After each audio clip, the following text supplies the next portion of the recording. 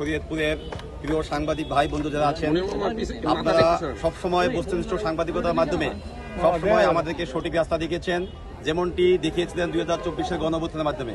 আমি আমার কথা বলার শুরুতেই গভীর শ্রদ্ধার সাথে স্মরণ করছি 2024-এর গণঅভ্যুত্থানে যে সকল বীর শহীদেরা তাদের বুকে তাজা রক্ত দিয়ে জীবন দিয়ে আমাদেরকে নতুন বাংলাদেশ বিনির্মাণের জন্য যারা পথ দেখিয়ে গেছিলেন এবং নতুন বাংলাদেশের সম্পূর্ণ গণতান্ত্রিক চর্চার জন্য যারা আমাদের কাছে উজ্জ্বল দৃষ্টান্ত হয়ে থাকবেন আজীবন।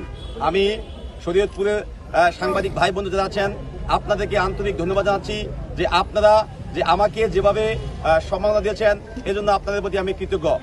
আপনারা জানেন 2024-এর গণঅভ্যুত্থানে আমি একজন কেন্দ্রীয় সমন্বয়ক ছিলাম, একই সাথে বৃহত্তর সাভার আশুলিয়া এবং জাহাঙ্গীরনগর বিশ্ববিদ্যালয় আন্দোলনের একজন সম্মুখ সারির যোদ্ধা ছিলাম এবং সেই আন্দোলন পরবর্তী সময়ে আমি জাহাঙ্গীরনগর বিশ্ববিদ্যালয়ের শিক্ষার্থীদের সবসময় যৌক্তিক চাওয়া নিয়ে, সবসময় আমার বলিষ্ঠ কণ্ঠস্বর নিয়ে সবসময় সামনে ছিলাম এবং এই 2025-এর 11 সেপ্টেম্বর আপনারা জানেন 33 বছর পর জাহাঙ্গীরনগর বিশ্ববিদ্যালয়ের যেই অকার্যকর জাকসু কার্যকর হয়েছে, সেখানে আমি সম্পূর্ণ স্বতন্ত্র প্যানেল থেকে নির্বাচন করে আপনাদের দোয়া এবং আপনাদের ভালোবাসায় আমি বিপুল ভোটে বিজয়ী হয়েছি। আমি মনে করি আমার এই বিজয় আপনাদের সকলের বিজয়।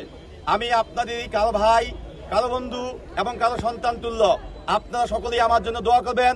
আমি যেন আপনাদের কল্যাণের জন্য সব সময় আপনাদের পাশে থেকে কাজ করতে চাই এবং কাজ করে যাবো ইনশাল্লাহ।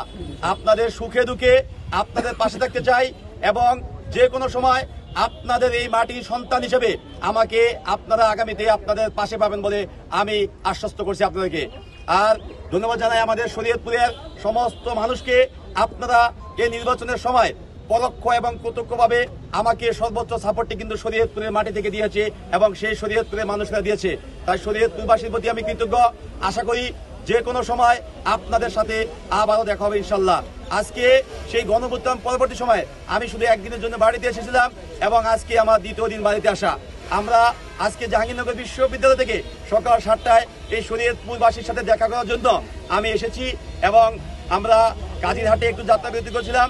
তারপরে আজকে আমাদের শরীয়তপুরের সাংবাদিক ভাই বন্ধুদের সম্মাননা দেওয়ার জন্য আজকে অডিটোরিয়ামের সামনে আমরা শহীদ মিনারে অবস্থান করছি এবং তারপরে শরীয়তপুর সরকারি কলেজে আমরা যাব এবং সেখান থেকে আমি যাব আমার সেই প্রিয় বিদ্যাপীঠ, যেখানে আমাকে গড়ে তোলা হয়েছিল এবং যেখানে আমাকে মানুষ হিসাবে সর্বপ্রথম গড়ে ওঠার জন্য আমাদের প্রিয় শিক্ষকরা আমাকে বিদ্যা দান করেছিলেন, আমার সেই প্রিয় বিদ্যাপীঠ কোদালপুর মাধ্যমিক বিদ্যালয়।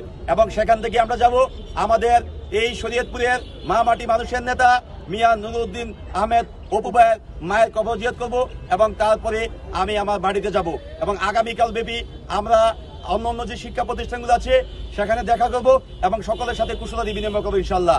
আপনাদের সকলের দোয়া চাই, ভালোবাসা চাই। আশা করি আপনাদের সকলের দোয়া ভালোবাসা পিছনে যেমন পেয়েছি, এই আমি জাকসুর বিপি হিসেবে নির্বাচিত হওয়ার পরে যখন কাজ করতে যাব তখনও যাতে আপনাদেরকে পাশে পাই এবং আমি যাতে এই শরীয়তপুরের সুনাম ধরে রাখতে পারি এবং আপনাদের মুখ উজ্জ্বল করতে পারি। সবাই আমার জন্য দোয়া করবেন। আচ্ছা, সম্প্রতি বাংলাদেশের ম্যাক্সিমাম জনগোষ্ঠী এখনো বোঝে না যে পিআর পদ্ধতি কি। উন্নত যে দেশগুলো আসে সেখানে কিন্তু পিআর পদ্ধতি চালু আছে। তো উন্নত দেশের সাথে তুলনা করে আমরা দেখেছি পিছনে বিভিন্ন পদ্ধতি, বিশেষ করে শিক্ষা কাঠামোতে বিভিন্ন পদ্ধতি চালু করা হয়েছিল, কিন্তু সেগুলো কিন্তু সফল হয়নি। তো আমি মনে করি বাংলাদেশের মানুষ এখনো গণতন্ত্রের ব্যাপারে শতভাগ তারা কিন্তু এখনো বুঝেন না এবং গণতন্ত্রের সুষ্ঠু চর্চা কিন্তু বাংলাদেশে নেই, অতীতে ছিল না। তো সেক্ষেত্রে পিআর পদ্ধতি এই মুহূর্তে চালু করাটা বাংলাদেশের জনগণ যদি রায় দেয় সেখানে করা উচিত হবে বলে মনে করি। আমি মনে করি পিআর পদ্ধতি বাস্তবায়ন হওয়ার আগে দেশে একটি গণভোট হতে পারে এবং সেখানে যদি গণভোটের মাধ্যমে দেশের বেশিরভাগ মানুষ এবং যারা বিভিন্ন রাজনৈতিক দল আছেন তারা যদি মনে করে আসলেই বর্তমানে রাজনৈতিক বাস্তবতায় পিআর পদ্ধতি খুবই গুরুত্বপূর্ণ, তাহলে পিআর পদ্ধতি বাস্তবায়ন হওয়াটাই বর্তমানে সময়ের চাহিদা হবে। আর যদি দেশের মানুষ মনে না করে যে পিআর পদ্ধতি বর্তমানে কোনো দরকার নেই, তাহলে পিআর পদ্ধতি প্রয়োজন আছে বলে আমি মনে করি না।